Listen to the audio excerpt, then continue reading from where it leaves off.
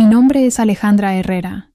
Tengo 32 años y hace exactamente 15 días mi vida cambió para siempre cuando revisé mi billete de lotería y descubrí que había ganado 120 millones de bolívares. Mis manos temblaron, tanto que casi dejó caer el papel mientras verificaba una y otra vez esos 6 números que coincidían perfectamente con los anunciados en la televisión nacional. Después del shock inicial, un pensamiento extraño cruzó por mi mente como un relámpago. No le diría absolutamente a nadie sobre este dinero.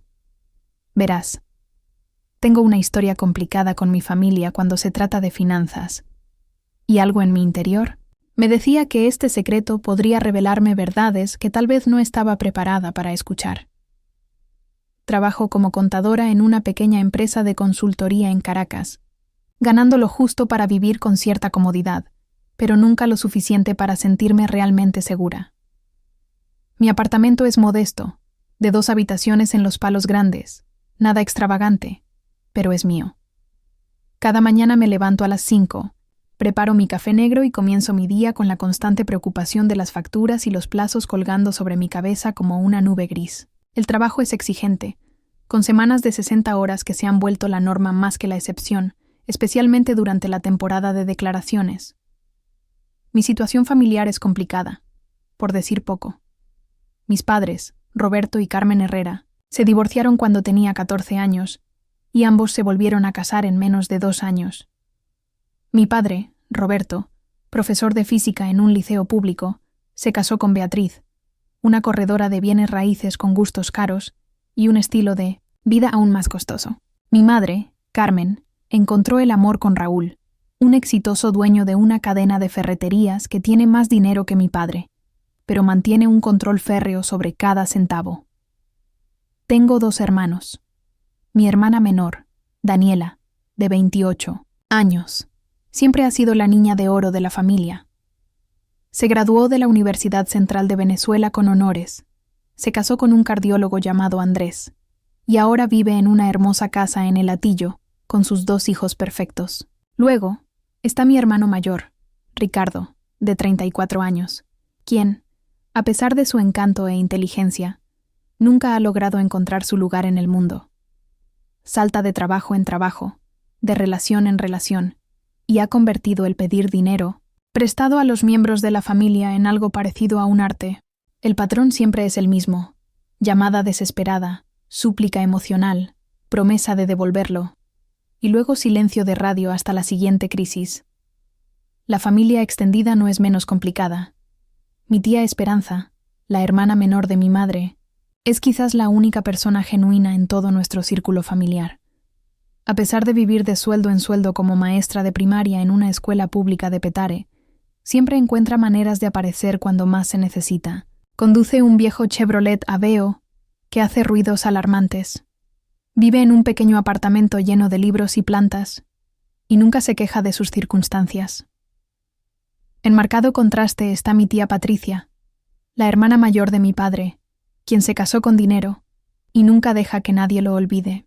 Pasa las reuniones familiares criticando las decisiones de vida de todos y haciendo comentarios mordaces sobre mi carrera, mi apartamento y mi estado civil perpetuamente soltero. Mi primo Esteban, su hijo, ha heredado su sentido de superioridad, pero nada de su éxito financiero, y tiene un problema con las apuestas que la familia finge no notar.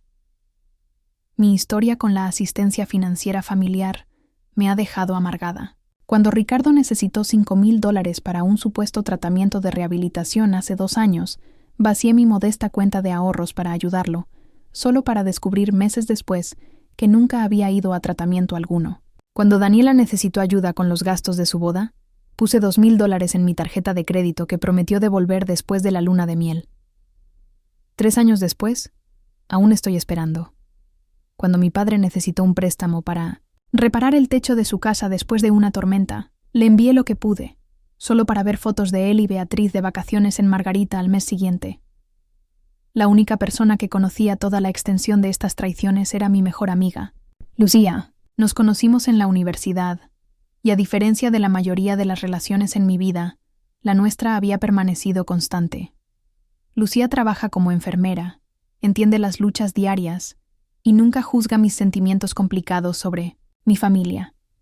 Ella es la voz de la razón cuando siento que me estoy volviendo amarga, recordándome que no todos están ahí para aprovecharse de mí. En el trabajo, las cosas no son mucho mejores. Mi jefe, Fernando, tiene la costumbre de tomar crédito por mis ideas durante las reuniones con clientes. Mi colega Gabriel constantemente se va temprano, dejándome que recoja su trabajo, pero de alguna manera siempre logra obtener el reconocimiento que yo merezco. A pesar de ser subestimada, mantengo la cabeza baja y continúo trabajando diligentemente, esperando que algún día valga la pena. Comprar billetes de lotería era mi único pequeño lujo, un ritual semanal que mi familia adora, burlarse. Cada viernes, me detengo en el kiosco de la esquina y gasto 50 bolívares en billetes. Mi madre lo llama un impuesto sobre las personas que no pueden hacer matemáticas. Mi hermano bromea diciendo que debería darle el dinero directamente, en lugar de desperdiciarlo. Mi padre me da conferencias sobre probabilidad y estadística, pero había algo esperanzador sobre esos billetes. Una pequeña oportunidad de libertad que no podía abandonar, incluso cuando los años pasaban sin ganar más de 100 bolívares aquí y allá. Tengo sueños, por supuesto. Quiero viajar, ver lugares más allá del área metropolitana de Caracas. Quiero regresar a la escuela, tal vez obtener una maestría en algo que realmente me apasione. Quiero tener suficientes ahorros para que una reparación inesperada del auto no me envíe a una espiral financiera. Pero estos sueños parecían cada vez más distantes mientras me acercaba a los 30 y picos, aún pagando préstamos estudiantiles y llevando una pequeña pero persistente deuda de tarjeta de crédito que nunca parecía disminuir a pesar de mi presupuesto cuidadoso. Cada mes era un acto de equilibrio cuidadoso entre facturas, comida y la cena ocasional con Lucía. Cortaba cupones, comparaba precios y sabía exactamente qué tienda tenía la mejor oferta en todo, desde papel higiénico hasta café. Conducía un Corolla de 10 años que hacía un ruido preocupante cuando llovía, pero no podía permitirme reemplazarlo. Había dominado el arte de parecer perfectamente bien mientras constantemente calculaba costos en mi cabeza, preguntándome si podía permitirme decir sí a una invitación o si necesitaba inventar una excusa para quedarme en casa. Esta era mi vida antes de que todo cambiara. Ordinaria, a veces difícil, ocasionalmente solitaria, pero estable a su manera. No tenía idea de cómo un simple papel iba a trastornar completamente todo lo que pensaba que sabía sobre mí misma y las personas que llamaba familia. El día que compré el billete ganador era en realidad mi cumpleaños número 32. Acababa de terminar una semana particularmente agotadora en el trabajo, donde Fernando había tomado crédito una vez más por mi estrategia financiera que le ahorró a un cliente importante miles de dólares. Me detuve en el kiosco de Don Luis, como hacía cada viernes, pero esta vez con una ligera variación en mi rutina. «Feliz cumpleaños, Alejandra», me gritó Don Luis cuando entré. Don Luis era un hombre mayor amable que había sido dueño del kiosco por más de 20 años. Conocía a todos sus clientes habituales por nombre y siempre tenía una palabra amistosa para compartir. «Gracias, Don Luis. Lo de siempre, por favor. Y tal vez uno extra para la suerte», respondí, entregándole 100 bolívares en lugar de mis típicos 50. «Derrochar en el cumpleaños, ¿eh? Tal vez hoy sea tu día de suerte», dijo con un guiño mientras me entregaba mis billetes.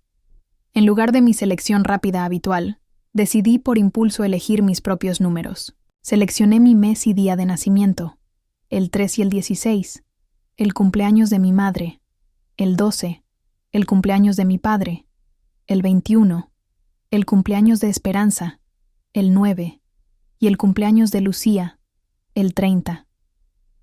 6 números que representaban a las personas más importantes en mi vida, incluso aquellas que me habían decepcionado. Esa noche, pedí comida de mi restaurante tailandés favorito. Abrí una botella de vino que Lucía me había dado como regalo de cumpleaños, y me establecí para una noche tranquila sola. El sorteo de lotería era a las 8 de la noche, pero apenas presté atención mientras navegaba por las redes sociales, viendo publicaciones de conocidos disfrutando celebraciones de cumpleaños mucho más emocionantes que la mía. A las 8:30, Recordé los billetes y perezosamente tomé mi teléfono para verificar los números, esperando nada como siempre. El primer número coincidía, 3. Sonreí ligeramente. El segundo coincidía, 16. Mi ritmo cardíaco se aceleró un poco. Tercer número, 12. Cuarto, 21.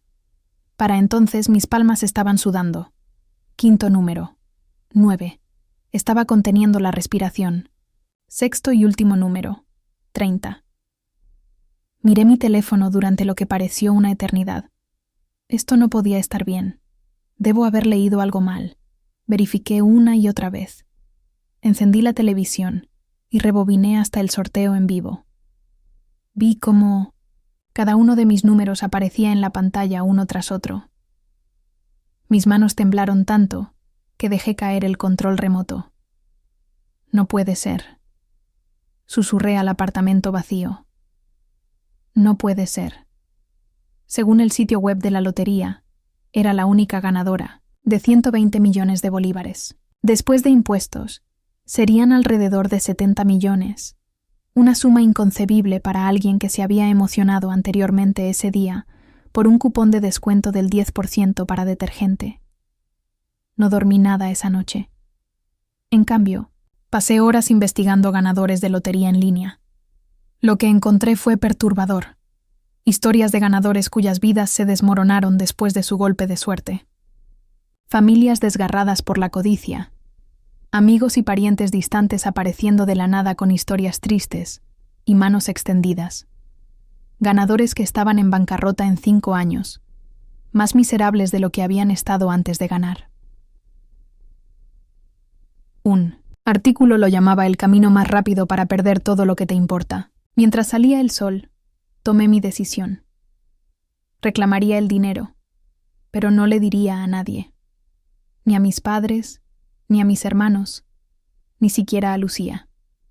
Al menos no de inmediato. Necesitaba tiempo para procesar esto, para hacer un plan, para entender qué significaría este dinero para mi vida antes de que todos los demás trataran de decirme qué hacer con él. Esa mañana, llamé enfermo al trabajo por primera vez en 2 años y hice una cita con Ricardo Mendoza, un abogado especializado en planificación financiera y derecho patrimonial. Su oficina estaba en un rascacielos del centro, y mientras me sentaba en la sala de espera con mi ropa ordinaria, aferrando mi bolso con el billete ganador adentro, me sentía como una impostora. «Señorita Herrera», me saludó Ricardo, extendiendo su mano.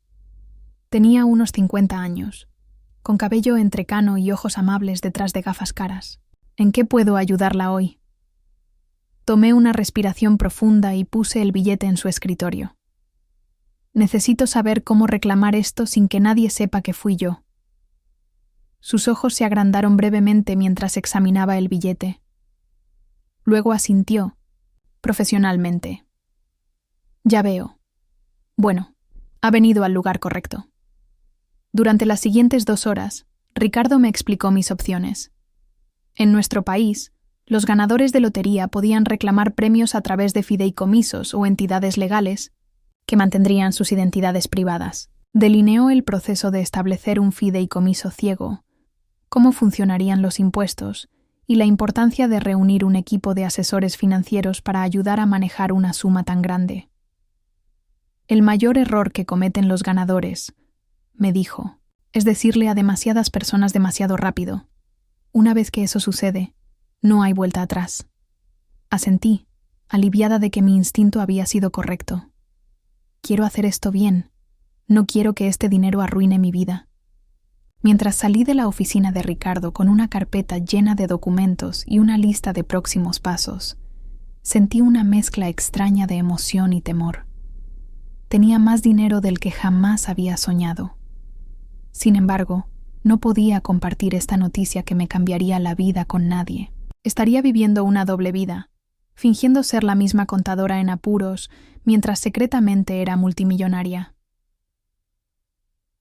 Durante las siguientes 2 semanas, trabajé con Ricardo para establecer el fideicomiso, reclamar las ganancias y configurar cuentas de inversión.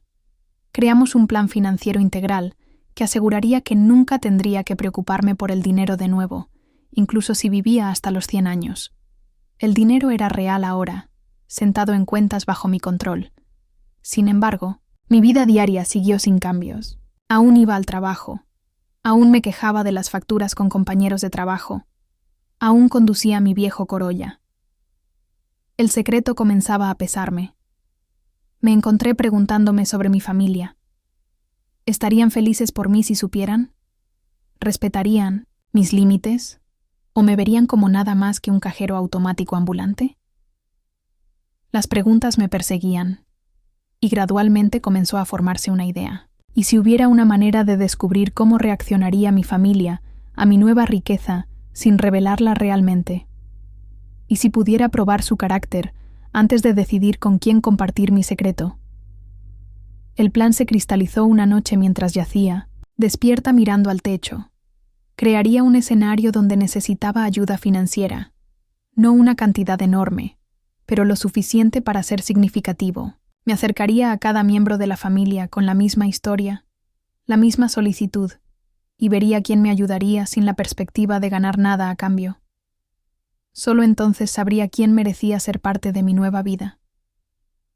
Al día siguiente me reuní con Ricardo nuevamente para asegurarme de que mis finanzas estuvieran adecuadamente protegidas antes de proceder con mi plan. Habíamos establecido un portafolio de inversiones diversificado, configurado fideicomisos para futuras donaciones caritativas y creado una cuenta personal modesta que me permitiría acceder a fondos sin levantar sospechas.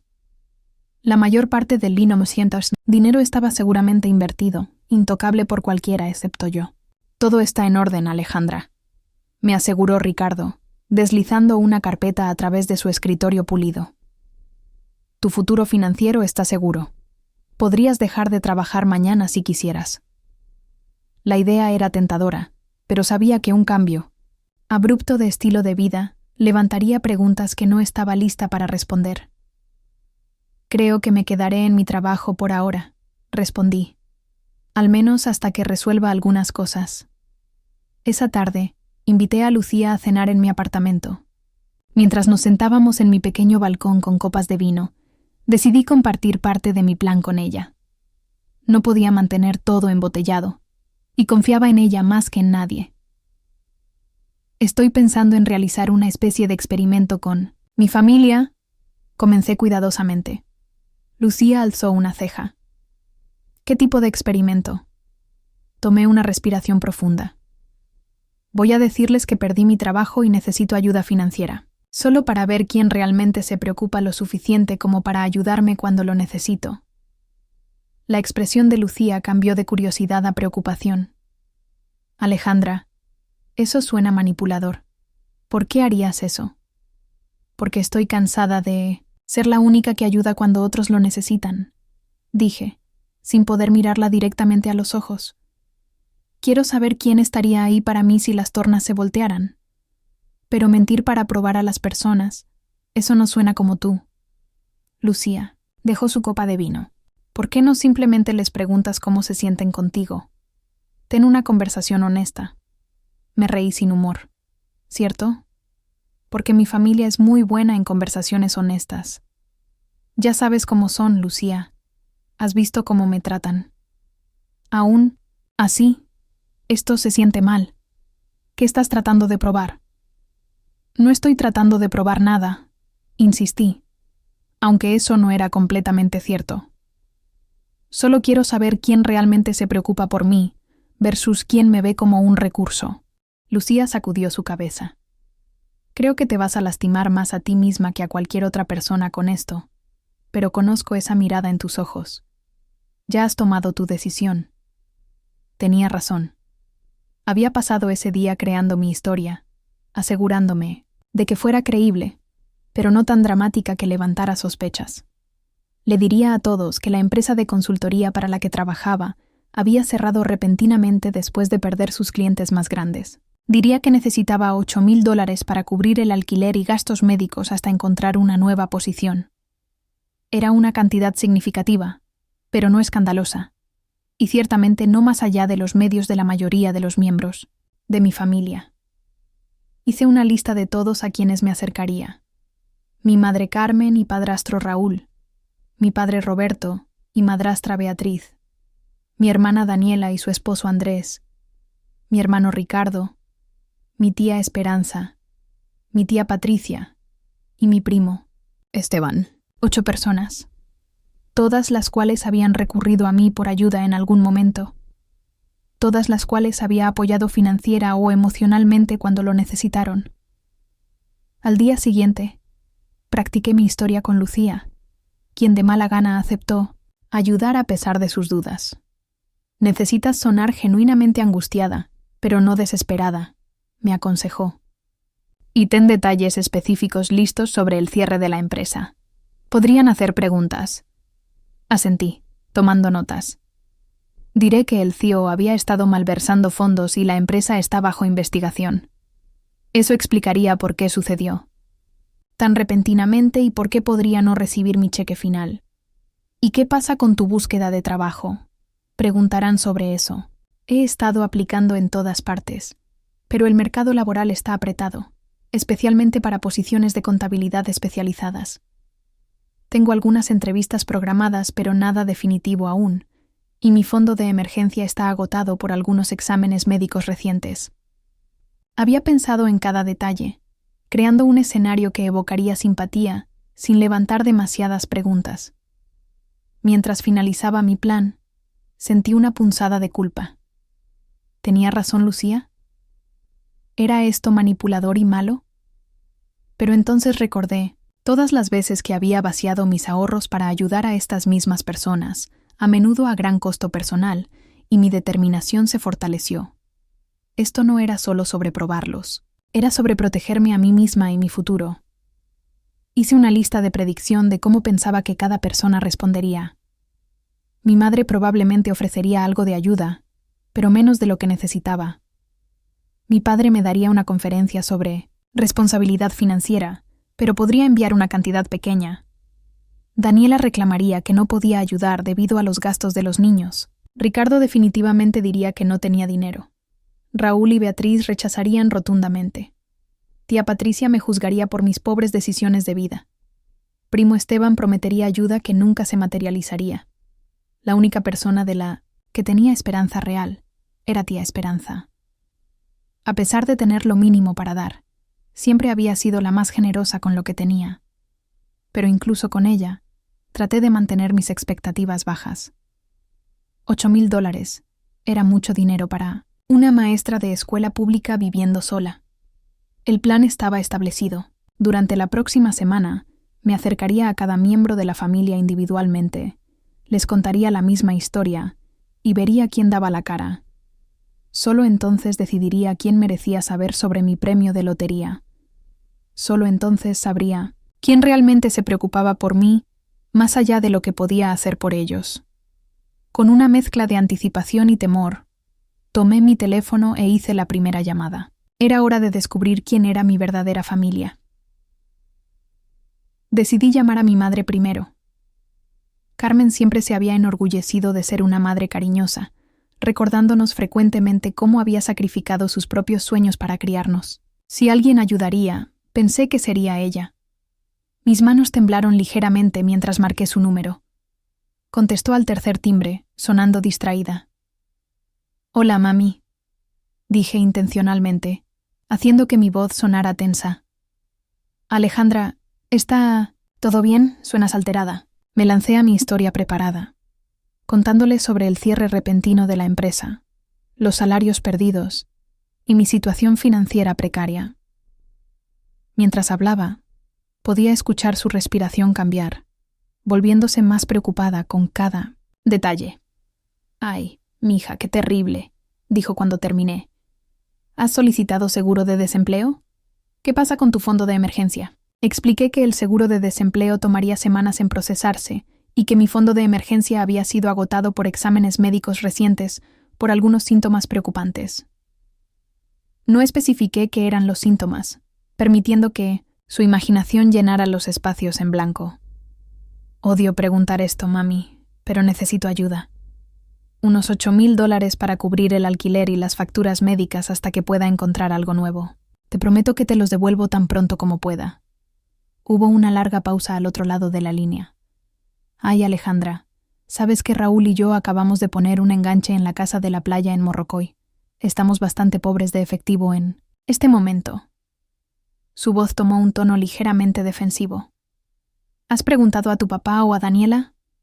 Andrés gana buen dinero en el hospital. Esperaba evitar preguntarle a papá. Dije verazmente. Y Daniela tiene los niños y su colegiatura. Privada. Bueno, déjame hablar con Raúl y ver qué podemos hacer, dijo finalmente. Pero no puedo prometer nada. Ya sabes lo apretado que es él con el dinero, especialmente cuando se trata de... Bueno, ya sabes. Sí sabía. Raúl nunca me había considerado su responsabilidad, dejándolo claro desde el principio que su dinero era para mi madre y cualquier hijo que pudieran haber tenido juntos. Nunca lo hicieron. Seguro, mami. Solo déjame saber tan pronto como puedas. El alquiler vence la próxima semana. Lo haré, mija. Y siento mucho lo de tu trabajo. Estas cosas siempre salen para mejor. Tal vez esto sea una señal de que deberías considerar cambiar de carrera a algo más estable. Después de colgar, anoté su respuesta en un diario que había comenzado para este propósito. Había expresado preocupación, pero inmediatamente buscó maneras de pasar la responsabilidad a alguien más. No había rechazado rotundamente, pero sospechaba que su conversación con Raúl resultaría convenientemente en que no podrían ayudar. Al día siguiente, me reuní con mi padre Roberto para tomar café. Elegí un lugar público, pensando que podría ser menos probable que reaccionara negativamente en tal entorno. «Te ves cansada», fue su saludo cuando me senté frente a él. Le di una sonrisa débil y me lancé a mi historia. Su cara permaneció impasible mientras hablaba, ocasionalmente asintiendo o frunciendo el ceño ante ciertos detalles. Cuando terminé pidiendo ayuda con los $8,000, se recostó en su silla y cruzó los brazos. Alejandra, siempre te he enseñado sobre responsabilidad financiera, comenzó, deslizándose a su voz de maestro.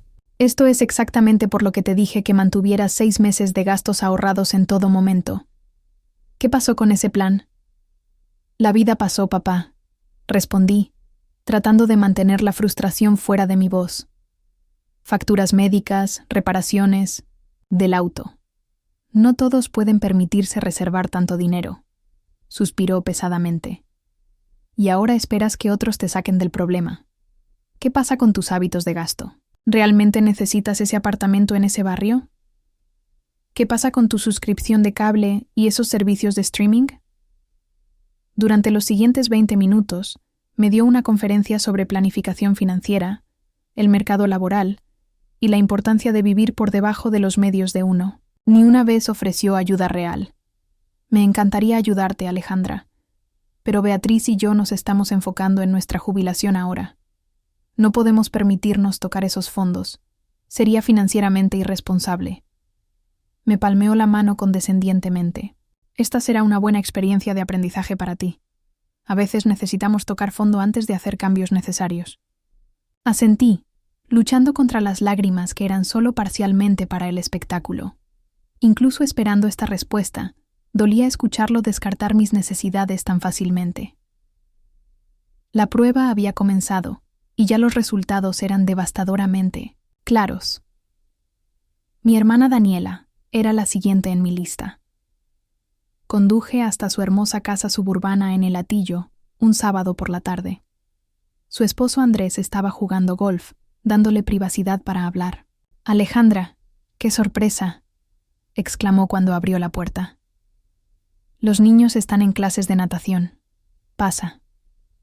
Su casa era impecable, con muebles costosos y fotos familiares profesionales enmarcadas en cada pared. Mientras nos sentábamos en 1900 en su cocina gourmet tomando lates de su máquina de espresso de calidad comercial, le conté sobre mi situación. «Ay, Dios mío, qué horrible», jadeó, extendiendo la mano a través de la isla de granito para apretar mi mano. No puedo creer que cerrarían así de repente. Su simpatía parecía genuina, y por un momento me sentí esperanzada. Entonces mencioné necesitar los $8,000 prestados. Ay, dijo, su expresión cambiando ligeramente. Bueno, este no es realmente un buen momento. Acabamos de comprar el nuevo BMW el mes pasado y la colegiatura de los niños venció. Además, estamos remodelando el baño principal. Miró alrededor nerviosamente. Andrés maneja la mayoría de nuestras finanzas y es muy estricto con nuestro presupuesto. Entiendo, dije en voz baja. No preguntaría si no estuviera desesperada. Ya sé, dijo rápidamente. Déjame hablar con Andrés y ver qué podemos hacer. Tal vez podamos ayudar con una cantidad menor. O tal vez podrías mudarte con nosotros temporalmente. El cuarto de huéspedes está siendo usado para almacenamiento, ahora, pero podríamos despejarlo.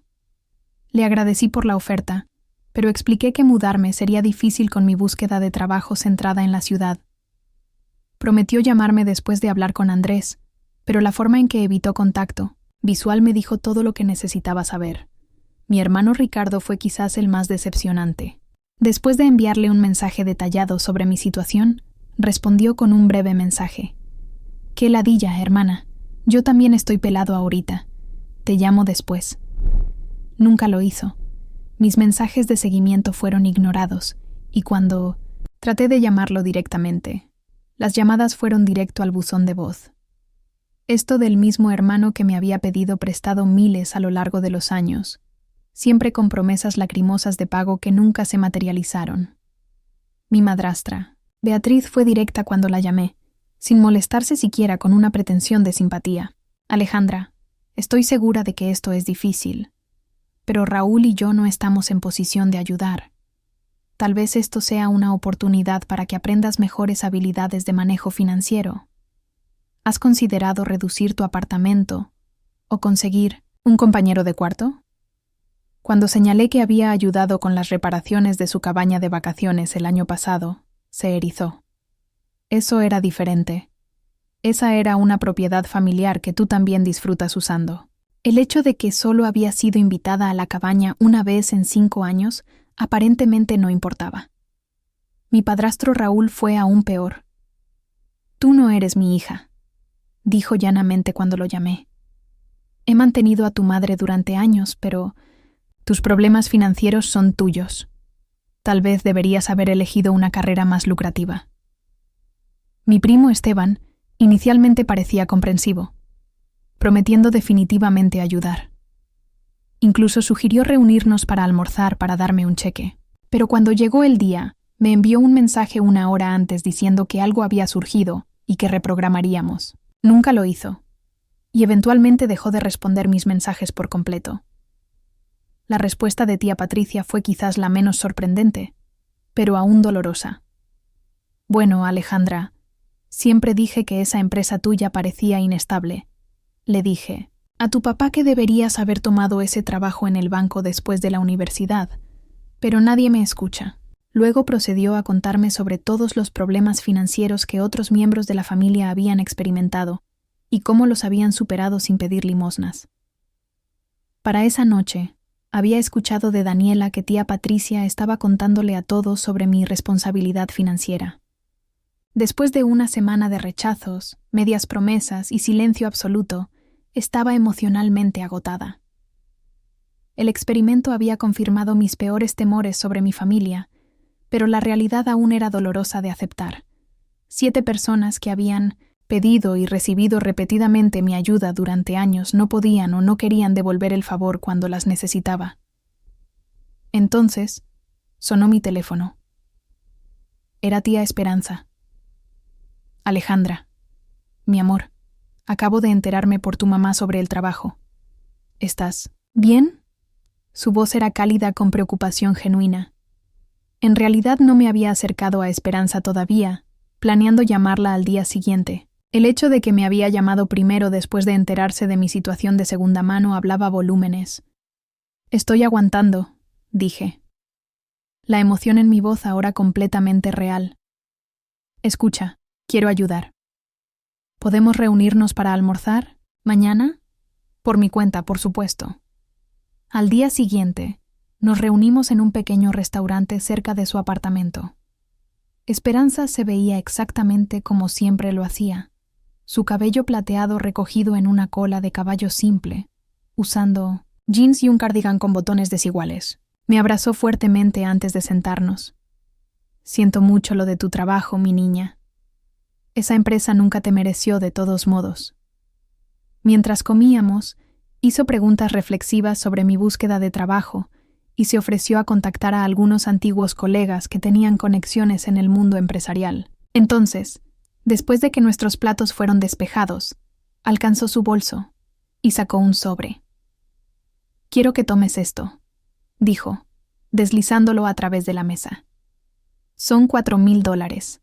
Sé que no es la cantidad completa que necesitas, pero debería ayudar con el alquiler al menos». Miré el sobre conmocionada. «Esperanza, no puedo tomar esto. Esto es demasiado». «Tonterías. La familia ayuda a la familia. Y quiero que sepas algo más». Se extendió a través de la mesa y tomó mi mano. «Si necesitas un lugar donde quedarte para ahorrar en alquiler, mi sofá se convierte en cama. No es elegante, pero eres bienvenida a quedarte el tiempo que necesites». Las lágrimas llenaron mis ojos, y esta vez eran completamente genuinas. «Gracias», susurré, abrumada por su generosidad. «Ahora, no te preocupes por devolver esto de inmediato», continuó. «Ponte de pie primero. Encuentra un trabajo que realmente te guste esta vez. La vida es demasiado corta para trabajar en un lugar que no te aprecia». Mientras salíamos del restaurante, Esperanza me abrazó de nuevo. «Vas a estar bien, Alejandra. Eres inteligente y capaz. Esto es solo un bache en el camino». Conduciendo a casa, agarré el sobre que contenía $4,000, más dinero de lo que sabía que Esperanza podía cómodamente permitirse. El contraste entre su respuesta y la del resto de mi familia no podía ser más marcado. La única persona que había ofrecido ayuda genuina era la que menos tenía para dar. Después de reunirme con Esperanza, hice una investigación que me dejó atónita. $4,000 representaban casi todos sus ahorros, y descubrí que había estado lidiando silenciosamente con complicaciones de diabetes tipo 2. Sus costos de medicamentos habían aumentado recientemente, y había estado tomando trabajos de tutoría extra para llegar a fin de mes. El conocimiento me golpeó como un golpe físico. Esperanza, que tenía tan poco, me había dado casi todo lo que tenía sin vacilación o condiciones. Mientras tanto, mi madre, que recientemente había gastado $5,000 en una renovación de baño, no podía permitirse ayudar a su hija con el alquiler y facturas médicas. Al día siguiente, invité a Esperanza a cenar en mi apartamento.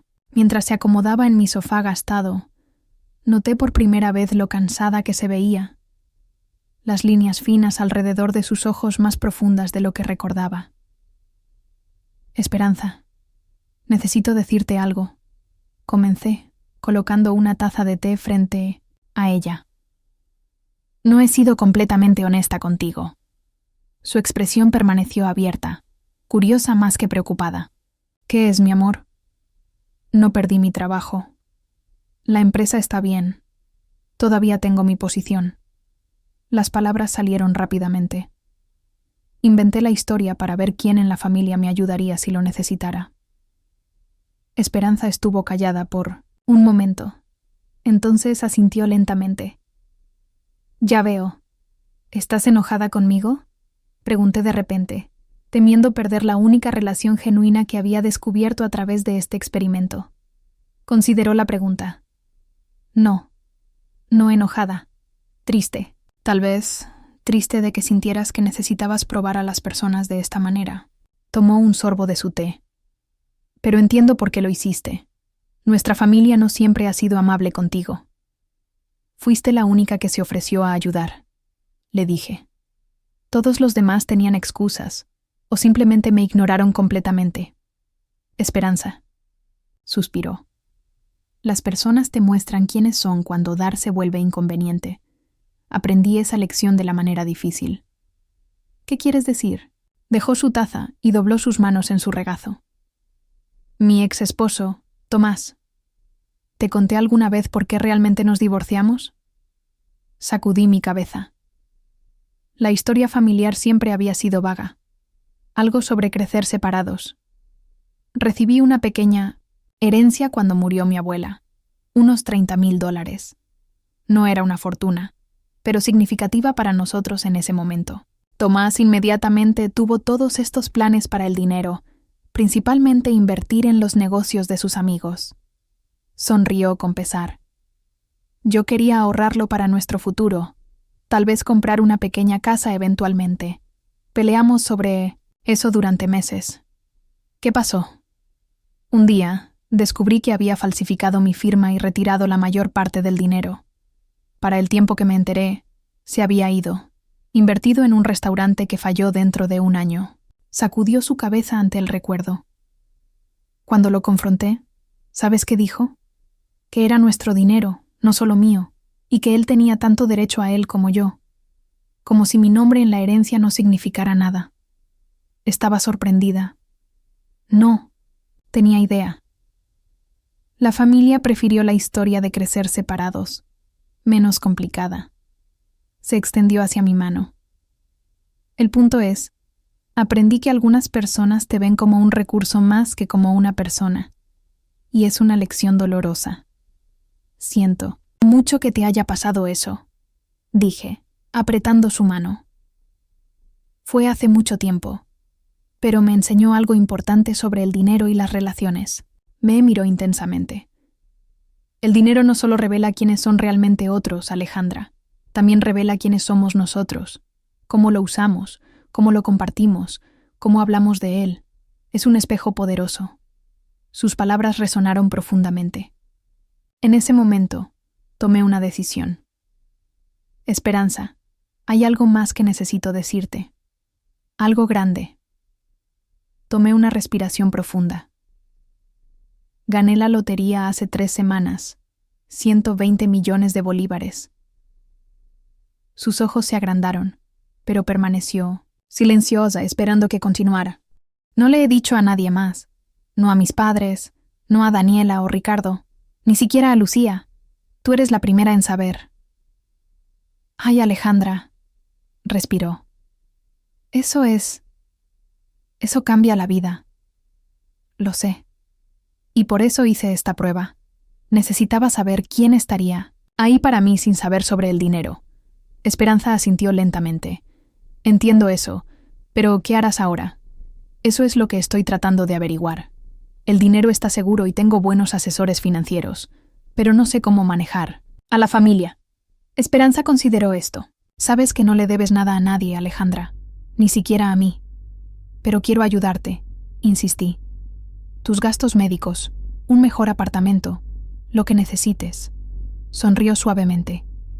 No necesito nada de ti, mi niña. Estoy feliz con mi vida. Mi apartamento es pequeño, pero está lleno de cosas que amo. Mi carro funciona la mayoría del tiempo. Tengo a mis estudiantes y mis libros, y ahora este secreto maravilloso con mi sobrina favorita. Me palmeó la mano. Solo saber que estás segura y feliz sería suficiente para mí. Su altruismo me trajo lágrimas a los ojos. Aquí había alguien que me había dado casi todo lo que tenía cuando pensó que lo necesitaba, y ahora no pedía nada a cambio cuando sabía que tenía millones. Mientras continuamos hablando hasta entrada la noche, el contraste entre Esperanza y el resto de mi familia se volvió aún más marcado. Mientras había estado conduciendo mi experimento, la noticia se había esparcido por la familia sobre mis supuestos problemas financieros.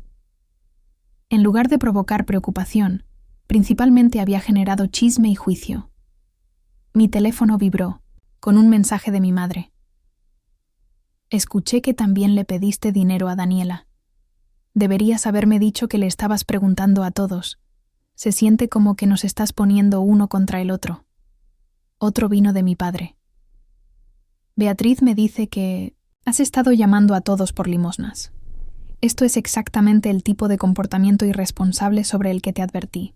La familia había convertido mi solicitud de ayuda en evidencia de mis fallas de carácter en lugar de una oportunidad para mostrar compasión.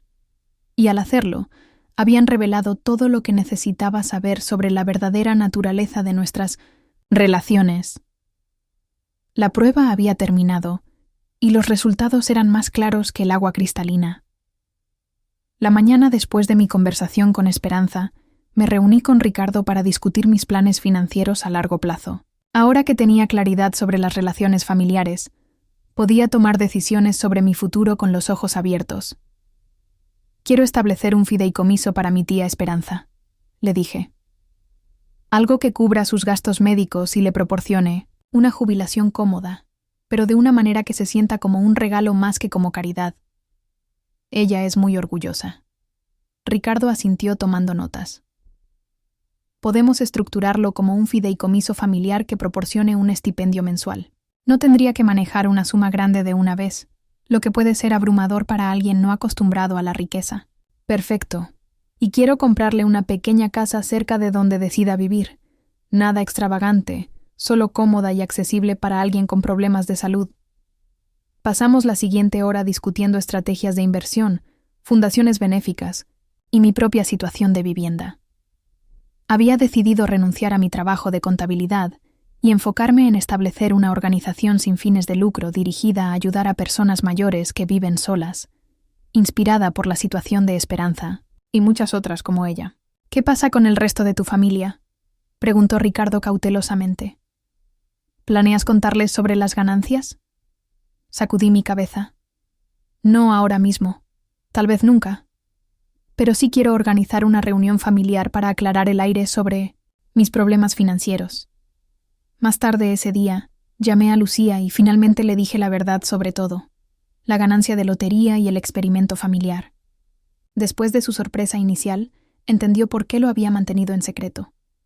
«¿Entonces qué ahora?», preguntó. «¿Te vas a convertir en una de esas millonarias excéntricas que aún corta cupones y conduce un carro destartalado?» Me reí. «No, pero tampoco voy a empezar a comprar Bentleys de repente. Quiero que este dinero signifique algo. Hacer el bien, empezando con Esperanza. Se lo merece». Lucía estuvo de acuerdo. «¿Y qué pasa con todos los demás? Los que fallaron tu prueba?» «Aún estoy resolviéndolo. He convocado una reunión familiar para este fin de semana. Les dije que tengo un anuncio importante». Cuando llegó el domingo, me sorprendió ver que todos aparecieron en mi apartamento. Mi madre y Raúl, mi padre y Beatriz, Daniela y Andrés, incluso Ricardo, quien había estado ignorando mis llamadas durante semanas. Tía Patricia llegó con una expresión de desaprobación ya en su lugar. Tía Esperanza llegó última, dándome una sonrisa secreta mientras entraba. Mientras todos se acomodaron en mi pequeña sala, mirando alrededor con grados variados de curiosidad y juicio, me paré frente a ellos sintiéndome extrañamente tranquila. «Gracias a todos por venir», comencé. «Sé que han estado circulando rumores sobre mi situación financiera, y quería abordarlos directamente». Mi madre se movió incómodamente. Ricardo de repente se interesó mucho en su teléfono. Daniela y Andrés intercambiaron miradas. «La verdad es que estoy bien. He encontrado un nuevo trabajo con mejor pago y beneficios». Esto era técnicamente cierto, ya que me había nombrado directora ejecutiva de mi nueva fundación con un salario modesto. Haré la transición a esa posición el próximo mes. «Bueno, esas son noticias maravillosas», dijo mi madre con alivio obvio. Todos hemos estado muy preocupados. Noté varias caras relajarse alrededor de la habitación. Habían venido esperando que se les pidiera dinero de nuevo, o tal vez organizar algún tipo de intervención sobre mis hábitos financieros. En cambio, estaban recibiendo buenas noticias que no requerían nada de ellos. Entonces, ¿por qué todo el drama sobre necesitar dinero?, preguntó mi padre, su tono acusatorio.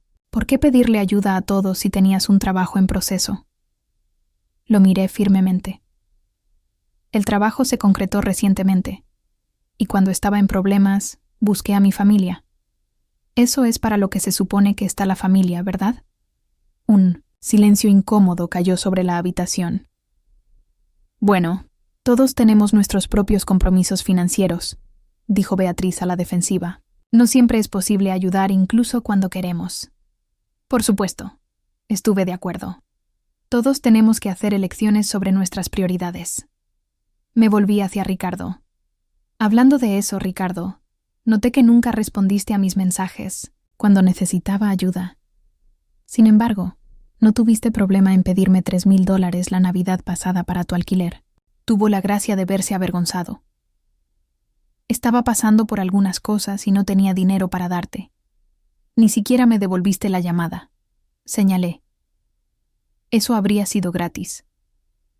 La reunión continuó de esta manera, conmigo abordando calmamente, pero firmemente la hipocresía y ausencia de apoyo que había experimentado. Nadie admitió haber hecho algo malo. Hubo excusas, justificaciones e incluso algunos intentos de devolver la culpa hacia mí por hacer que todos se sintieran culpables. Mientras se fueron después de una hora incómoda, sentí una extraña sensación de cierre. No les había dicho sobre la ganancia de lotería, pero me había defendido de una manera que nunca había hecho antes. El dinero me había dado algo quizás más valioso que la riqueza misma: el coraje de ver mis relaciones claramente y establecer límites en consecuencia. Esperanza. Se quedó después de que todos se fueran, ayudándome a limpiar las tazas de café y platos. Lo hiciste bien, dijo en voz baja. Eso no pudo haber sido fácil. En realidad fue más fácil de lo que esperaba, respondí. Por primera vez, no tenía miedo de decepcionarlos porque me di cuenta de que su opinión de mí nunca se basó en quién realmente soy. Esperanza sonrió. Esa es una realización poderosa. Entonces, ¿qué pasa después? Después, dije, empezamos a buscar casas para ambas. Durante las siguientes semanas, comencé a implementar mis planes. Trabajé con Ricardo para establecer el fideicomiso para Esperanza, asegurándome de que fuera estructurado de una manera que sintiera como una bendición familiar más que como caridad. También comencé la búsqueda de propiedades tanto para ella como para mí. Encontramos una hermosa casa de un piso para Esperanza, en una tranquila urbanización de Maracay, con puertas anchas para acomodar su bastón en los días que su diabetes hacía caminar difícil, y un pequeño jardín donde podía cultivar sus plantas favoritas. Para mí, elegí una casa modesta pero elegante en Los Teques, lo suficientemente cerca para visitas regulares, pero lo suficientemente lejos para establecer mi independencia. Mi fundación, Manos Amigas, comenzó a tomar forma. Lucía se unió, como coordinadora de alcance, trayendo su experiencia de enfermería y naturaleza compasiva a nuestra misión. Nuestro objetivo era proporcionar compañía, reparaciones domésticas y asistencia financiera a personas mayores que vivían solas, con un enfoque especial en aquellos estrangulados de sus familias. Mientras tanto, mantuve contacto mínimo con mi familia inmediata. Llamadas de cumpleaños educadas y reuniones ocasionales, pero la pretensión de cercanía se había desvanecido. Sin la expectativa de intimidad emocional que nunca había existido realmente, nuestras interacciones se volvieron menos dolorosas. Ninguno de ellos sabía sobre mis ganancias de lotería. En lo que a ellos respectaba, simplemente había encontrado éxito con mi nueva carrera en el manejo de organizaciones sin fines de lucro. Parecían aceptar esta explicación sin mucha curiosidad sobre los detalles, lo que me dijo todo lo que necesitaba saber sobre su interés en mi vida. Hubo momentos de tentación para revelar la verdad, particularmente cuando Ricardo llamó pidiendo dinero para una nueva aventura empresarial o cuando Daniela se quejó sobre el costo de la renovación de su cocina. Pero cada vez recordé el silencio cuando había necesitado ayuda, y la elección se volvía clara. Interesantemente, hubo ocasiones cuando los miembros de la familia realmente necesitaron asistencia. Cuando mi padre tuvo un ataque cardíaco menor y enfrentó facturas médicas inesperadas, las pagué anónimamente a través del Fondo de Asistencia al Paciente del hospital. Cuando mi primo Esteban finalmente entró a rehabilitación por su adicción al juego, hice una donación anónima para cubrir su tratamiento. Nunca supieron la fuente de estos regalos, y lo prefería así. La vida había tomado un ritmo completamente nuevo. Las tardes las pasaba trabajando en la fundación, las noches frecuentemente cenando con Esperanza o Lucía. Los fines de semana exploraba mi nueva ciudad, visitaba museos, o simplemente disfrutaba de la tranquilidad de mi jardín. Lo más importante, había encontrado paz. La ansiedad constante sobre las finanzas que había sido mi compañera de toda la vida se había ido, pero también lo había hecho la necesidad desesperada de aprobación de personas incapaces de darla. Había construido una vida alineada con mis valores en lugar de mis inseguridades. Una tarde, mientras Esperanza y yo nos sentábamos en su nueva terraza viendo la puesta del sol, ella me tomó la mano. «¿Sabes qué me parece increíble?», dijo. «Cómo todo podría haber resultado diferente si hubieras anunciado tu ganancia de lotería de inmediato». Asentí, considerando esta realidad alternativa. La familia de repente se habría vuelto muy atenta y amorosa, imagino. «Y nunca habrías sabido que era real», agregó Esperanza. «Ese conocimiento, doloroso como fue, te dio libertad». Tenía razón. El experimento había sido doloroso pero iluminador. Me había mostrado quién merecía un lugar en mi vida y quién no. Había revelado la verdadera naturaleza de relaciones que había pasado años tratando de fortalecer a pesar de su desequilibrio fundamental. La lección más grande que había aprendido no era sobre otros, sino sobre mí misma. Antes de la lotería, había definido mi valor por lo que podía dar a otros, constantemente tratando de ganar amor a través del sacrificio y la generosidad. Me había permitido ser usada porque creía que eso era lo que significaba la familia, lo que requería el amor. Ahora entendía que el amor real, el tipo que Esperanza me había mostrado, no mantiene un balance. Da libremente sin expectativa de retorno, pero también respeta límites y dignidad. Es honesto y consistente, presente en los buenos y malos momentos. Inicialmente había mantenido mi ganancia en secreto por miedo, preocupada de que el dinero corrompiera mis relaciones. Lo que no había anticipado era cómo el secreto las clarificaría en su lugar, despojando la pretensión y revelando la verdad. El dinero no había cambiado quién era nadie. Simplemente había iluminado quiénes habían sido todo el tiempo. 6 meses después de mudarme a mi nueva casa en Los Teques, mi vida había tomado un ritmo que jamás había imaginado posible. Cada mañana me despertaba sin la ansiedad constante que me había acompañado durante años. No había alarmas estridentes, ni la presión de llegar a una oficina donde mis ideas serían robadas. En cambio, me levantaba naturalmente con el sol, preparaba mi café en la cocina que ahora era completamente mía, y planificaba mi día alrededor del trabajo que realmente me importaba. La Fundación Manos Amigas había crecido más allá de mis expectativas más optimistas. Lo que había comenzado como una idea inspirada por la situación de Esperanza, se había convertido en una organización que atendía a más de 150 ancianos en el área metropolitana de Caracas y sus alrededores. Lucía había demostrado ser una coordinadora excepcional. Su experiencia como enfermera y su don natural para conectar con las personas la convertían en el corazón operativo de nuestra misión. «Alejandra, tienes que conocer a doña Mercedes», me dijo Lucía una tarde, mientras revisábamos los casos nuevos en nuestra modesta oficina en El Hatillo. Tiene 82 años, vive sola en Catia, y sus hijos la abandonaron completamente después de que se negó a vender su casa para darles el dinero. La historia de doña Mercedes no era única. Habíamos descubierto un patrón perturbador. Muchos de nuestros beneficiarios habían sido abandonados por familias que los veían como cargas financieras, en lugar de seres humanos con dignidad. Era como si mi propia experiencia se repitiera en escalas diferentes a lo largo de toda la ciudad. «¿Qué necesita?», pregunté, tomando notas en mi cuaderno. «Principalmente compañía», respondió Lucía.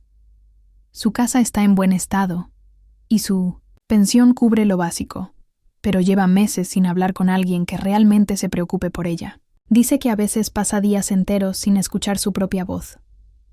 Esa tarde conduje hasta Catia para conocer a doña Mercedes. Su casa era pequeña pero impecable, con plantas cuidadosamente mantenidas en cada superficie disponible. Cuando abrió la puerta, sus ojos se iluminaron con una mezcla de sorpresa y esperanza que me recordó dolorosamente a Esperanza. «¿Usted es la señorita de la fundación?», preguntó con voz tímida.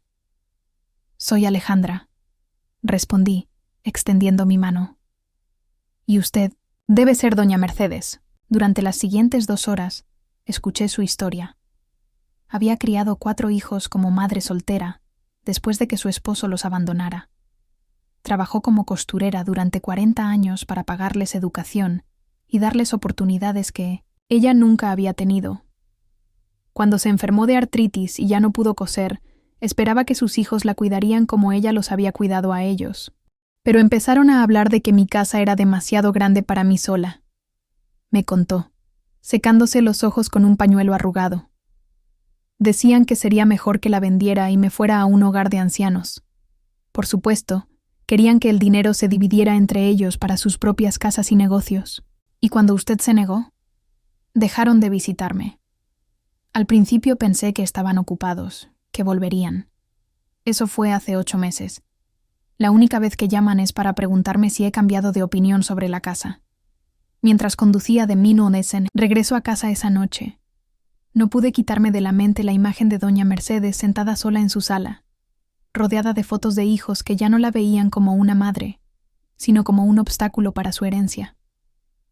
Esa experiencia solidificó mi determinación de expandir nuestros servicios. Además de la asistencia financiera y las reparaciones domésticas, comenzamos un programa de visitas regulares donde voluntarios capacitados pasaban tiempo simplemente conversando con nuestros beneficiarios. También establecimos un servicio telefónico diario para aquellos que estaban completamente aislados. Mi relación con Esperanza continuaba siendo el ancla emocional de mi nueva vida.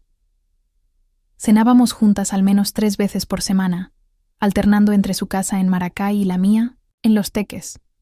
Su salud había mejorado notablemente con el cuidado médico adecuado y menos estrés financiero. Había dejado de dar clases, pero se había ofrecido como voluntaria en un programa de alfabetización 3 días a la semana, aún compartiendo su amor por los libros con niños que lo necesitaban. ¿Sabes lo que más me sorprende de todo esto?, me dijo una noche mientras nos sentábamos en mi terraza viendo las luciérnagas danzar en el jardín. ¿Qué cosa? ¿Cómo tu familia sigue sin tener idea de lo que realmente tienes? Han pasado 6 meses desde que te mudaste, iniciaste una fundación, y claramente tienes más recursos de los que tenías antes. ¿Nunca preguntan? Había pensado en eso muchas veces. Creo que no quieren preguntar, respondí lentamente. Hacer preguntas implicaría interés genuino en mi vida, y eso podría crear obligaciones emocionales que no quieren asumir. O tal vez, sugirió Esperanza suavemente, están tan acostumbrados a verte de cierta manera que no pueden imaginar que hayas cambiado realmente. Tenía razón. En las pocas interacciones que había tenido con mi familia desde la reunión, seguían tratándome como la misma Alejandra de siempre, la contadora modesta que vivía de sueldo en sueldo. Cuando Daniela me había visitado brevemente para traerme una invitación a la primera comunión de su hija, había mirado mi nueva casa con una expresión extraña, pero no había hecho ninguna pregunta directa sobre cómo podía permitírmela. Las organizaciones sin fines de lucro pueden ser muy lucrativas para los directores, había murmurado, como si estuviera tratando de convencerse a sí misma de una explicación lógica. Mi madre había tenido una reacción similar cuando mencioné, casualmente, que había ayudado a Esperanza a mudarse a una casa mejor. Qué bueno que tu trabajo nuevo te permita ayudar a la familia, había dicho con un tono que insinuaba que deberían ser receptores similares de mi nueva generosidad. Pero no había ofertas directas de ayuda, ni invitaciones a ser parte de mi nueva vida de maneras más profundas. Era como si hubieran decidido colectivamente que mi mejora en las circunstancias era una anomalía temporal que no requería ajustes en la forma en que se relacionaban conmigo. Esta distancia emocional, que una vez me habría lastimado profundamente, ahora me proporcionaba una claridad preciosa. Podía ver nuestras interacciones sin la desesperada esperanza de conexión que había coloreado mi percepción durante años. Un ejemplo particularmente revelador había ocurrido el mes anterior cuando Ricardo me había llamado después de semanas de silencio. «Hermana, necesito un favor», había comenzado sin preámbulos, como si nuestras conversaciones regulares fueran algo normal. «¿Qué tipo de favor?», había preguntado, ya sabiendo hacia dónde se dirigía la conversación. «Tengo una oportunidad de inversión increíble. Un amigo está abriendo un restaurante en las Mercedes y necesita socios. Solo necesito $5,000 para entrar. La ironía no se me había escapado. La misma cantidad que había pedido prestada a la familia durante mi experimento. Él ahora me la pedía para una apuesta empresarial. Ricardo, había respondido calmadamente. La última vez que hablamos, dijiste que no tenías dinero para ayudarme cuando pensabas que estaba en problemas. ¿Qué ha cambiado? Había habido una pausa incómoda. Eso era diferente. Tú estabas pidiendo ayuda por problemas. Esto es una inversión. Podrías duplicar tu dinero. ¿Y si no funciona? Funcionará. Mi amigo conoce el negocio. Como conocía el negocio de carros usados el año pasado, o el de importación de electrónicos antes de eso.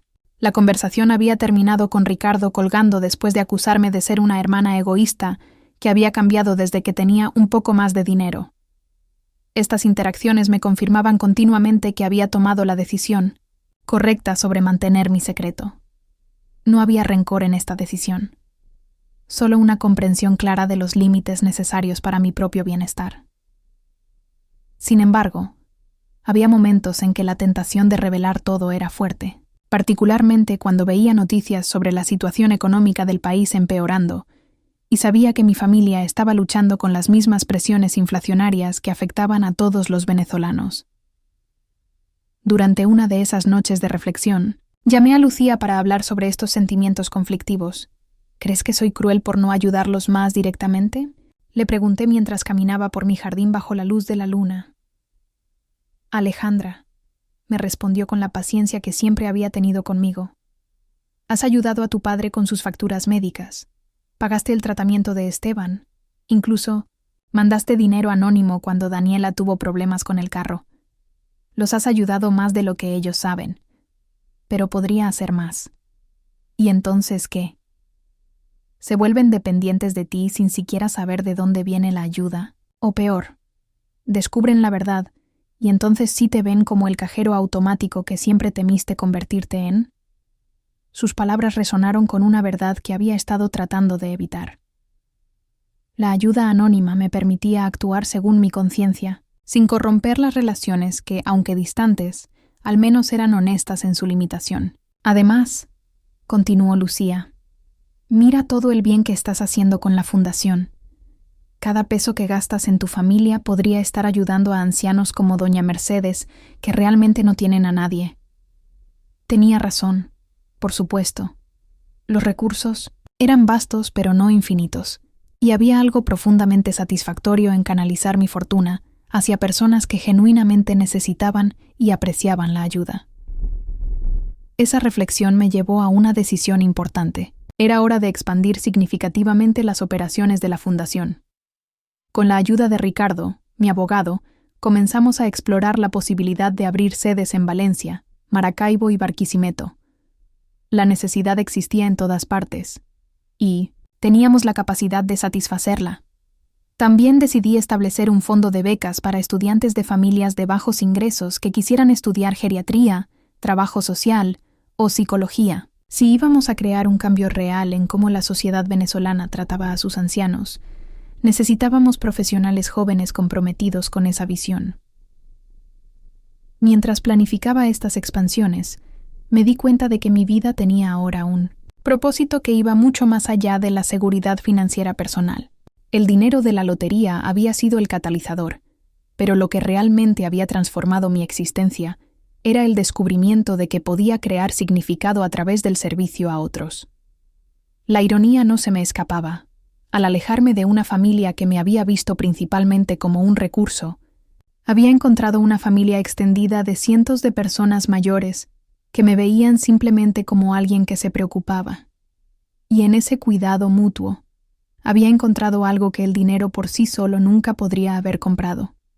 Un sentido profundo de pertenencia y propósito que finalmente llenaba el vacío que había llevado conmigo durante tantos años.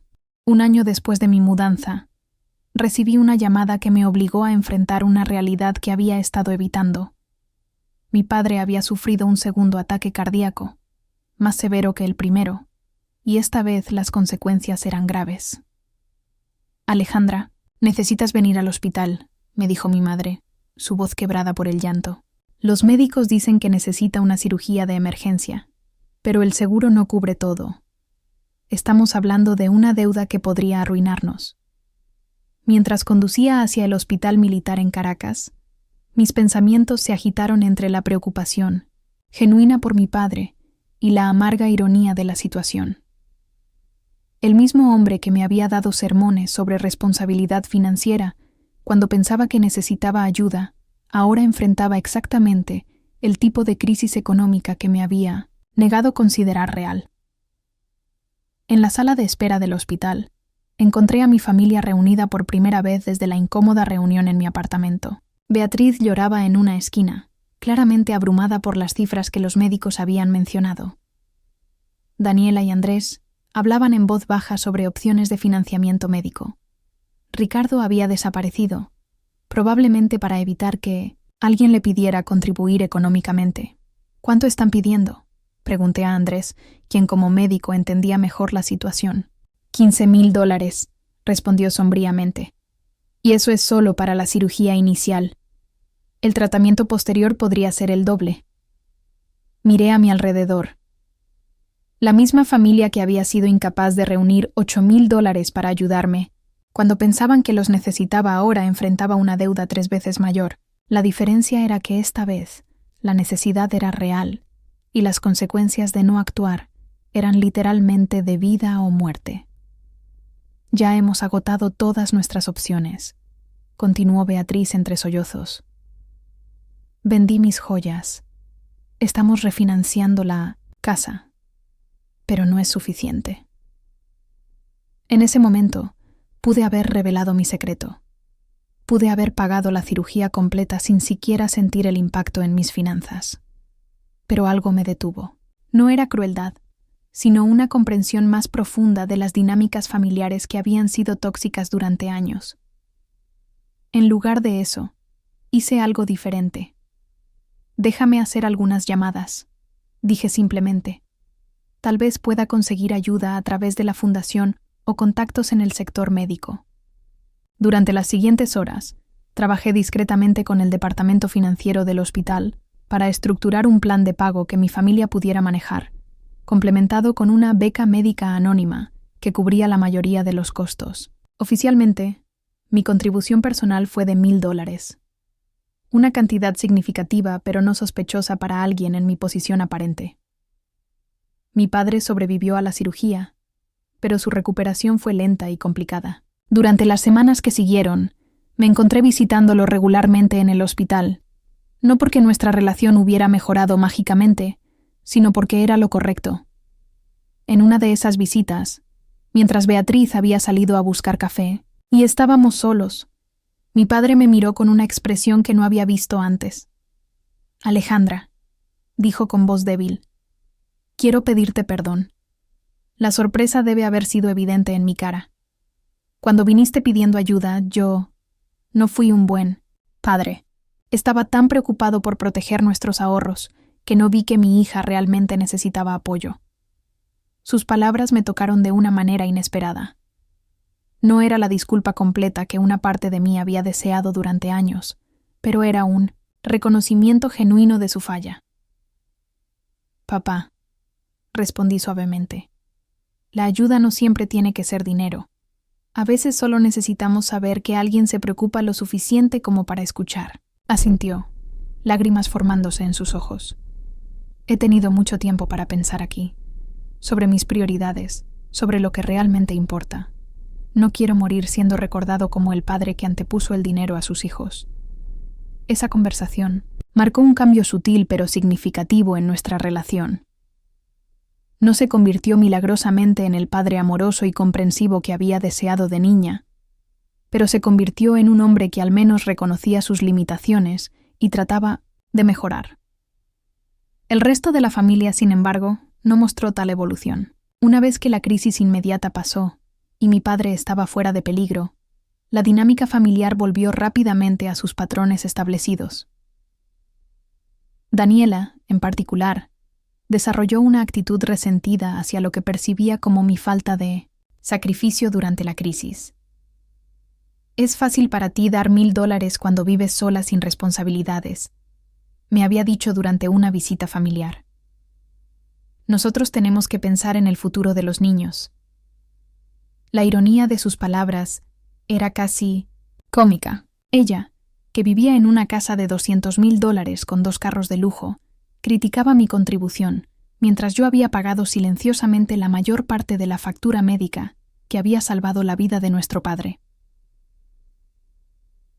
Ricardo había reaparecido una vez que el peligro pasó, actuando como si su ausencia durante la crisis fuera perfectamente normal. En una reunión familiar para discutir el cuidado continuo de mi padre, incluso había sugerido que yo debería asumir más responsabilidad económica, porque claramente tenía más recursos disponibles que el resto. Estas interacciones me recordaron por qué había tomado la decisión de mantener mi distancia emocional. El dinero había revelado sus verdaderos caracteres durante mi experimento, pero la crisis de salud familiar había confirmado que esos caracteres no habían cambiado fundamentalmente.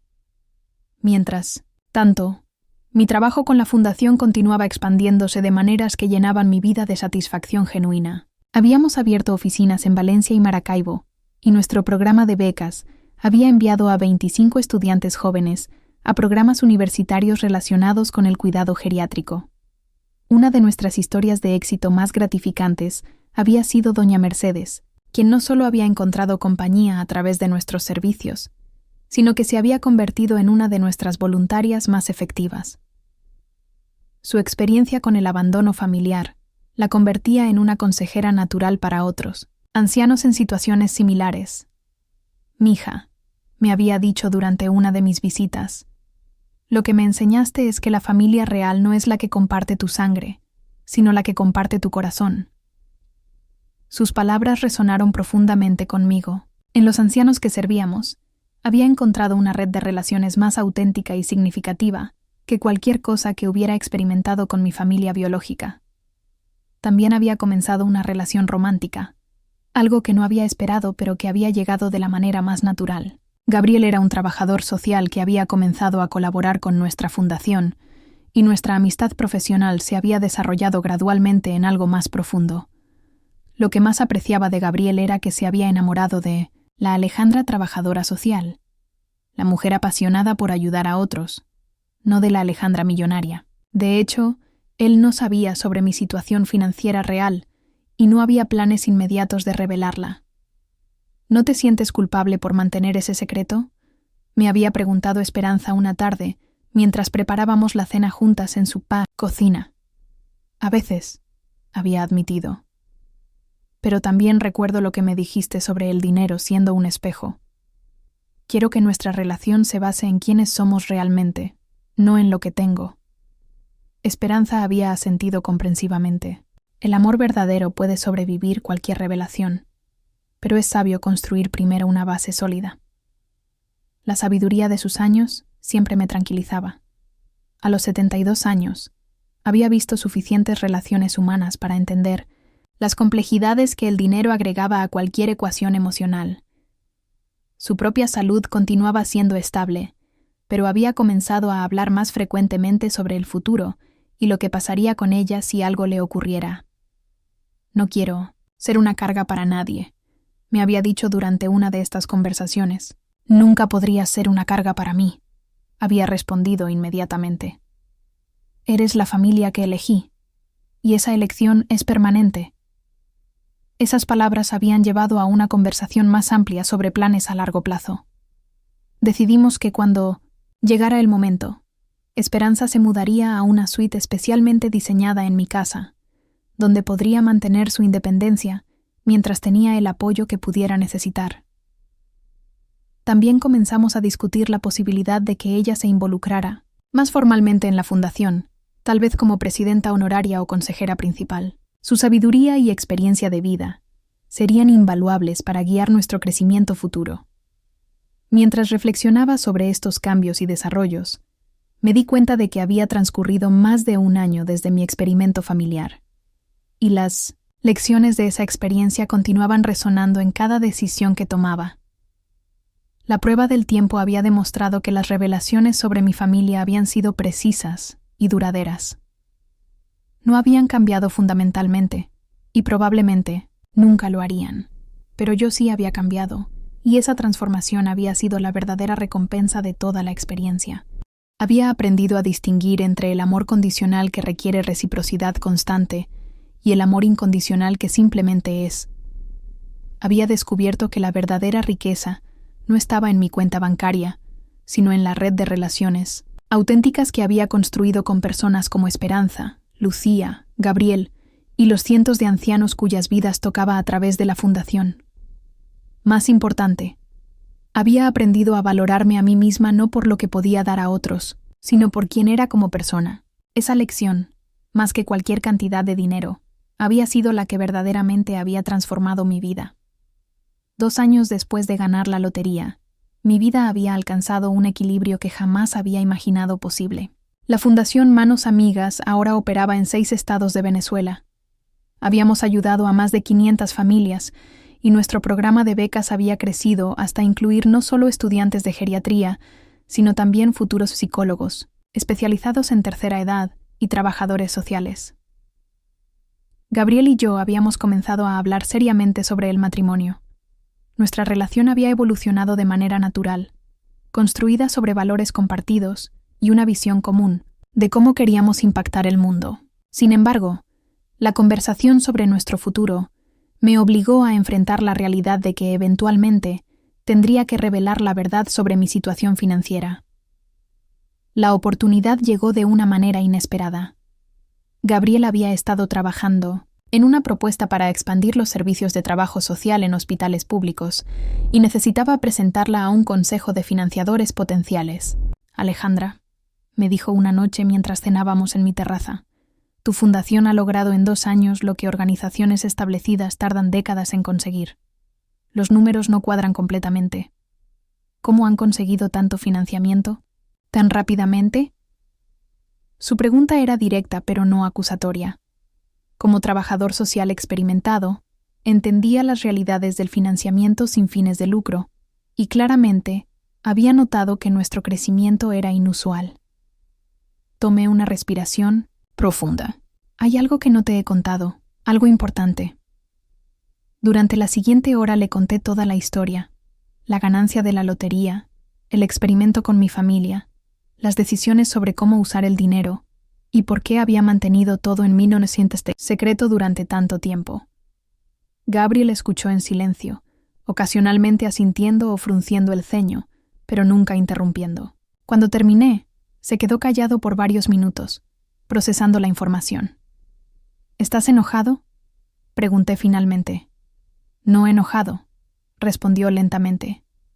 Sorprendido, definitivamente. Un poco herido, tal vez, de que no confiaras en mí, con esto antes. No era sobre confianza, expliqué rápidamente. Era sobre proteger algo que había construido sin la influencia del dinero. Quería que nuestra relación fuera real. Gabriel asintió comprensivamente. Lo entiendo, y respeto tus razones, pero ahora que lo sé, cambia algunas cosas. ¿Cómo? Bueno, para empezar, significa que no necesitas mi salario para mantener nuestro futuro hogar, dijo con una sonrisa, irónica. Pero también significa que tendré que acostumbrarme a la idea de que mi futura esposa es millonaria. Su reacción era típicamente práctica y sin pretensiones, exactamente lo que había esperado de él. Durante las semanas siguientes, navegamos juntos las implicaciones de esta revelación.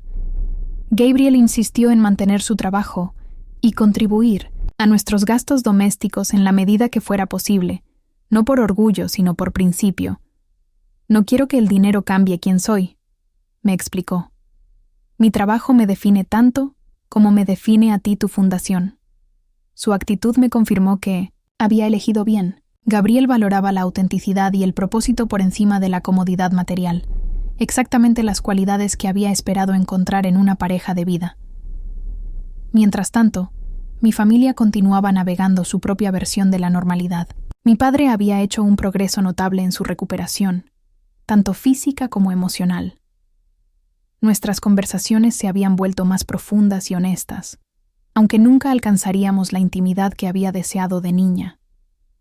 Durante una de nuestras visitas semanales, me sorprendió con una pregunta directa. Alejandra, sé que no es asunto mío, pero tu estilo de vida ha cambiado mucho en los últimos años. La casa nueva, la fundación, el tiempo que puedes dedicar a todo esto. ¿Estás bien financieramente? No estás en deudas o algo así, ¿verdad? Era la primera vez que alguien de mi familia había preguntado directamente sobre mi situación económica.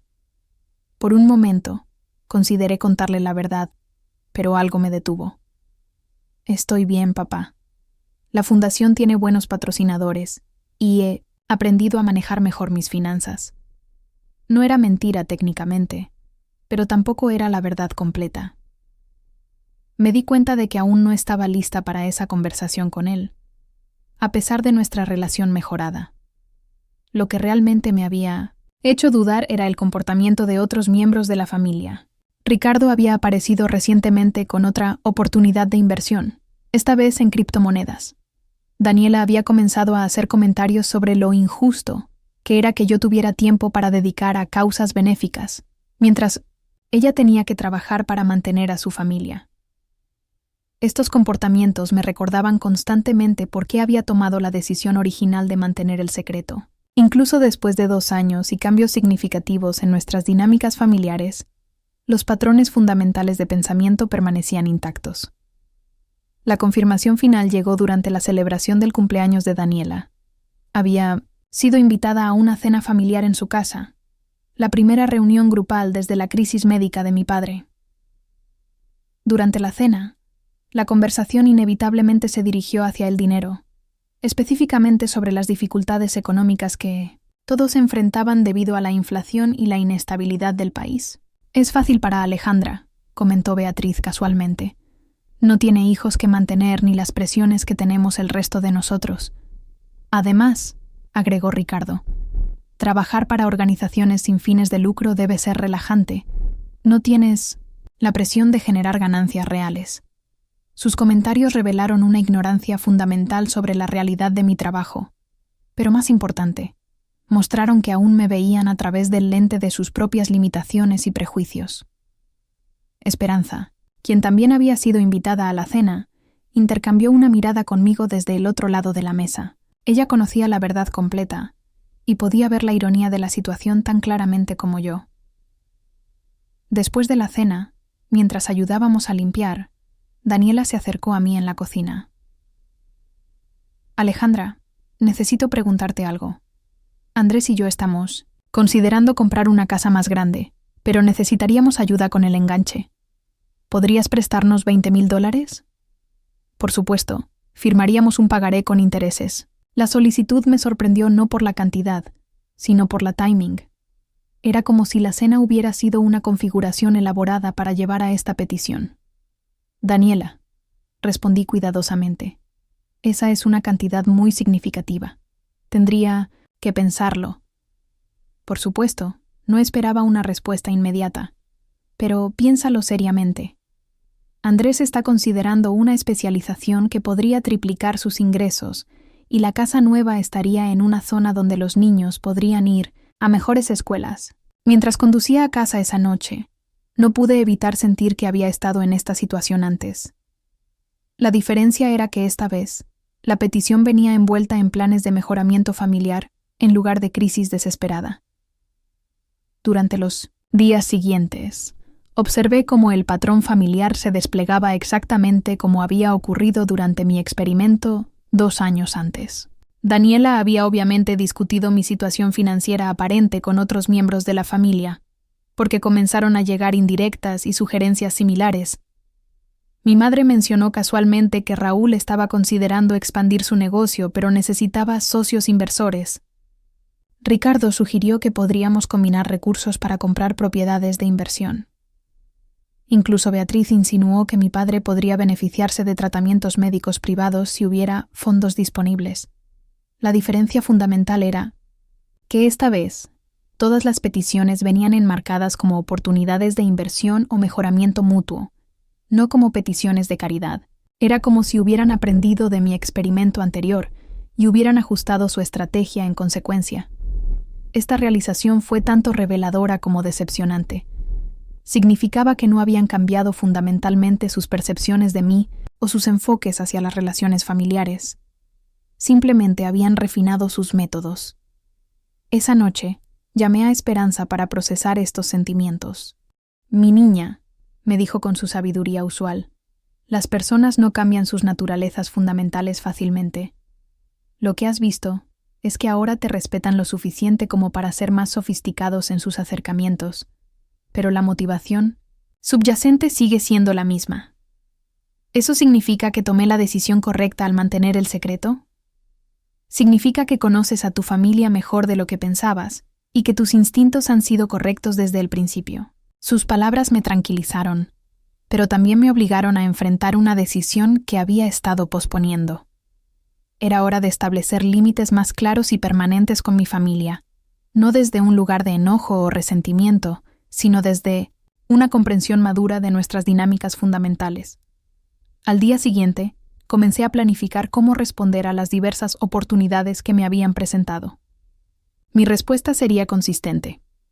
Agradecería su confianza en mí, pero declinaría participar en inversiones familiares por principio. También era hora de tener una conversación más profunda con Gabriel sobre nuestros planes futuros y cómo navegar las complejidades familiares que inevitablemente surgirían a medida que nuestra relación progresara. Más importante, era momento de considerar seriamente el siguiente capítulo de mi propia vida. La fundación estaba funcionando exitosamente. Mi situación personal era estable y tenía la libertad financiera para explorar nuevas formas de crear impacto positivo en el mundo. El dinero de la lotería había sido el catalizador para esta transformación, pero ahora era tiempo de decidir qué haría con la sabiduría y experiencia que había ganado en el proceso. 5 años después de ganar la lotería, me encontraba sentada en el jardín de mi casa en Los Teques, viendo jugar a mis 2 hijos, adoptivos, mientras Gabriel preparaba la parrilla para nuestra cena familiar semanal. Esperanza, ahora de 77 años, tejía tranquilamente en su silla favorita bajo la sombra del mango que habíamos plantado juntas 3 años atrás. La adopción de Isabela y Mateo había sido la decisión más natural del mundo. Hermanos de 8 y 10 años respectivamente, habían perdido a sus padres en un accidente de tránsito y no tenían familia extendida capaz de cuidarlos. Los conocí a través de la fundación cuando sus abuelos ancianos, a quienes ayudábamos, ya no podían hacerse cargo de ellos debido a problemas de salud. Gabriel había estado completamente de acuerdo con la adopción. «Ya estamos criando juntos a 500 abuelos», había bromeado. «¿Qué son 2 niños más?» Su humor había sido típico, pero su compromiso era completamente serio. Se había convertido no solo en un padrastro amoroso, sino en el tipo de padre que yo había deseado tener. Presente, comprensivo, y más interesado en formar carácter que en imponer reglas arbitrarias. Nuestro matrimonio, celebrado 2 años atrás en una ceremonia íntima en el jardín, había sido exactamente lo que ambos queríamos, una celebración de amor auténtico rodeada de las personas que realmente importaban. Esperanza había sido mi madrina de honor, Lucía mi dama de honor, y los ancianos de nuestra fundación habían llenado las sillas como la familia extendida que habían llegado a ser para nosotros. Mi familia biológica había asistido, por supuesto. Mi padre, ahora más frágil pero también más sabio, había caminado conmigo hacia el altar con lágrimas genuinas en sus ojos. Mi madre había llorado durante toda la ceremonia, aunque sospechaba que sus lágrimas tenían tanto que ver con la comprensión de lo que había perdido como con la alegría por mi felicidad. Los años habían suavizado algunas de las dinámicas familiares más tóxicas, principalmente porque yo había establecido límites claros y consistentes que todos habían llegado a respetar. Mantenía contacto regular pero superficial con la mayoría de ellos, llamadas de cumpleaños, reuniones en días festivos, el tipo de relación que permite la civilidad sin requerir intimidad. La Fundación Manos Amigas se había convertido en una de las organizaciones sin fines de lucro más reconocidas del país. Operábamos en 12 estados, habíamos ayudado a más de 2,000 familias, y nuestro programa de becas había graduado a más de 100 profesionales especializados en el cuidado de ancianos. Más importante para mí, habíamos comenzado a cambiar la conversación nacional sobre cómo la sociedad trata a sus miembros más vulnerables. Lucía ahora dirigía las operaciones diarias, permitiéndome enfocarme en la estrategia a largo plazo y en mi nueva pasión, escribir. Había comenzado a documentar las historias de los ancianos que servíamos, creando un archivo de sabiduría y experiencia que de otra manera se perdería. Estas historias se habían convertido en un libro que estaba siendo publicado por una editorial independiente, con todas las ganancias destinadas a la fundación. El dinero de la lotería seguía creciendo bajo la administración experta de Ricardo, mi abogado. Las inversiones conservadoras habían asegurado que nunca tendríamos que preocuparnos por la seguridad financiera, pero más importante, me habían permitido crear un legado que trascendería mi propia vida. Había establecido un fideicomiso perpetuo que garantizaría el funcionamiento de la fundación por generaciones, independientemente de lo que me pasara. También había creado fondos educativos para Isabela y Mateo que cubrirían no solo su educación universitaria, sino también les darían la libertad de elegir carreras basadas en la pasión en lugar de la necesidad económica. «Mami Alejandra», me gritó Isabela desde el columpio, «¿puedo invitar a doña Carmen a cenar la próxima semana?» Sonreí. Doña Carmen era una de nuestras beneficiarias más queridas, una mujer de 85 años cuyos propios nietos la visitaban raramente. Isabela y Mateo la habían adoptado como abuela honoraria, y ella los mimaba con la devoción que sus propios familiares no le proporcionaban. «Por supuesto, mi amor. Llámala después de la cena para invitarla». Estos eran los momentos que me recordaban por qué cada decisión que había tomado durante los últimos 5 años había valido la pena. Había construido una vida llena de amor auténtico, propósito significativo y conexiones genuinas. Mi familia biológica seguía siendo lo que siempre había sido. Ricardo continuaba apareciendo esporádicamente con esquemas para hacerse rico, rápidamente. Daniela se había establecido en su vida de clase media alta, aparentemente satisfecha, pero siempre con una queja sobre algo que no podía permitirse. Mi madre y Raúl habían envejecido graciosamente, aunque Raúl nunca perdió completamente su actitud territorial hacia el dinero. La diferencia era que ya no necesitaba que fueran diferentes.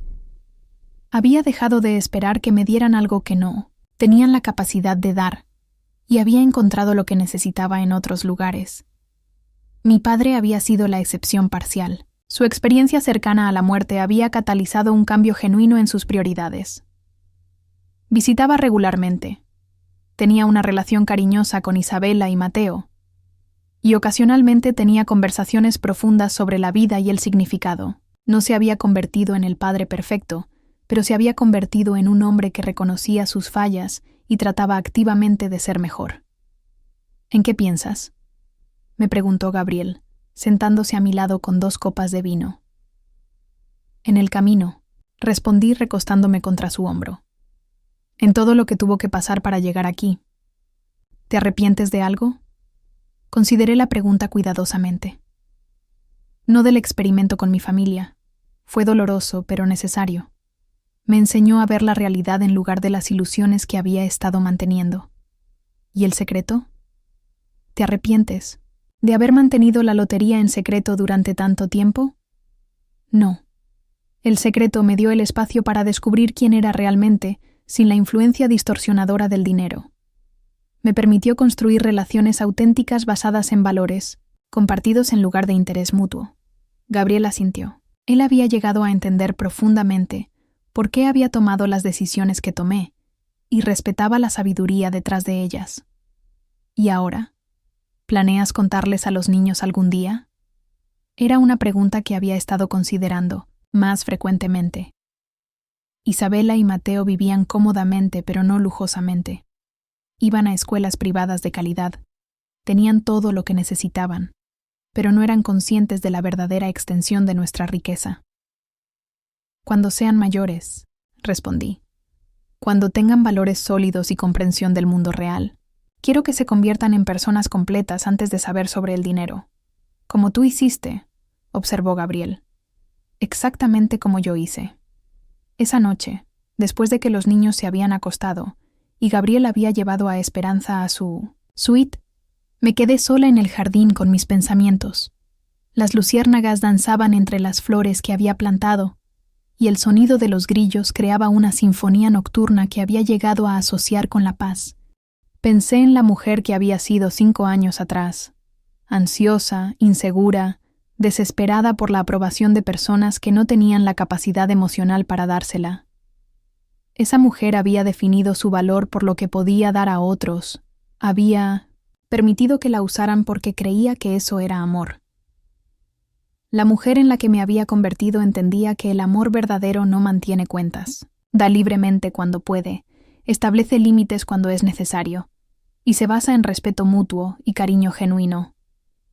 El dinero había sido el catalizador, pero la verdadera transformación había venido del coraje de ver la verdad sobre mis relaciones y actuar en consecuencia. Había aprendido a distinguir entre las personas que me amaban por quién era y aquellas que me valoraban por lo que podía hacer por ellas.